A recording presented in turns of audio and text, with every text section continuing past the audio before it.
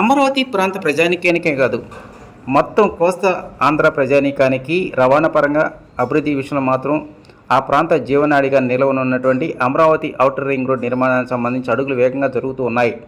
వాస్తవానికి ఈ రోడ్డు నిర్మాణం పూర్తయినట్టయితే ఇప్పుడు ఉన్నటువంటి గుంటూరు, విజయవాడ, తెనాలి, మంగళగిరి పూర్తి స్థాయిలో మెగా సిటీగా మారడానికి మాత్రం ఈ రోడ్డు నిర్మాణం అనేది ఎంతగానో ఉపయోగపడుతుందంటున్నారు ఈ ప్రాంత అధికారులు. ఇక ఈ రాజధాని ప్రాంతంలో ఎంతో కీలకంగా మారుతున్నటువంటి ఈ రహదారికి సంబంధించి ఇప్పటికే 5 జిల్లాలు అంటే కృష్ణా, గుంటూరు, ఎన్టీఆర్, పల్నాడు, అదేవిధంగా ఏలూరు జిల్లాల్లో మొత్తం భూసేకరణకు సంబంధించినటువంటి కసరత్తు ఇప్పటికే మొదలైంది. 5 జిల్లాల పరిధిలోని 23 మండలాల్లో 122 గ్రామాల గుండా ఈ ఔటర్ రింగ్ రోడ్ నిర్మాణ పనులు చేపట్టనున్నారు. రోడ్డు నిర్మాణంలో ప్రధాన ఘట్టమైనటువంటి భూసేకరణకు సంబంధించి 5 జిల్లాలకు ఇప్పటికే జాయింట్ కలెక్టర్లను రాష్ట్ర ప్రభుత్వం నియమించింది.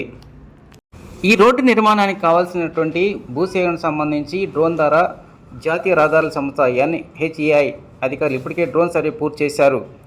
ఇక ఔటర్ రింగ్ రోడ్ దగ్గర నుంచి చెన్నై, కలకత్తా జాతీయ రహదారికి అనుసంధానం చేయడానికి గుంటూరు జిల్లా మంగళగిరి మండలం కాజ వద్ద నుంచి తెనాలి సమీపంలో ఉన్నటువంటి నందివేలి వరకు అంటే 17.5 కిలోమీటర్ల మేర 6 వరుసల ఇన్నర్ రోడ్ నిర్మాణ పనులు చేపట్టనున్నారు. అదేవిధంగా గుంటూరు శివారులో ఉన్నటువంటి బుడంపాడు దగ్గర నుంచి నాడాకూడూరు మధ్య మరో 4 వరుసల రోడ్ నిర్మాణ పనులు చేపట్టనున్నారు. మొత్తం 189 కిలోమీటర్ల పొడవుతో నిర్మాణం జరుగుతున్నటువంటి అమరావతి ఔటర్ రింగ్ రోడ్ అనేటువంటిది 6 చోట్ల జాతీయ రహదారులు క్రాస్ చేస్తూ ఉంటుంది. వాటిలో ఎంతో కీలకమైనటువంటి చెన్నై, కలకత్తా జాతీయ రహదారి NH-16, అదేవిధంగా మచిలీపట్నం, హైదరాబాద్ NH-65, గుంటూరు, అనంతపురం, ఇబ్రహీంపట్నం, జగల్దల్పూర్, కొండమూడు, పేరేచర్ల, అదేవిధంగా విజయవాడ, ఖమ్మం మధ్య గ్రీన్ఫీల్డ్ జాతీయ రహదారి.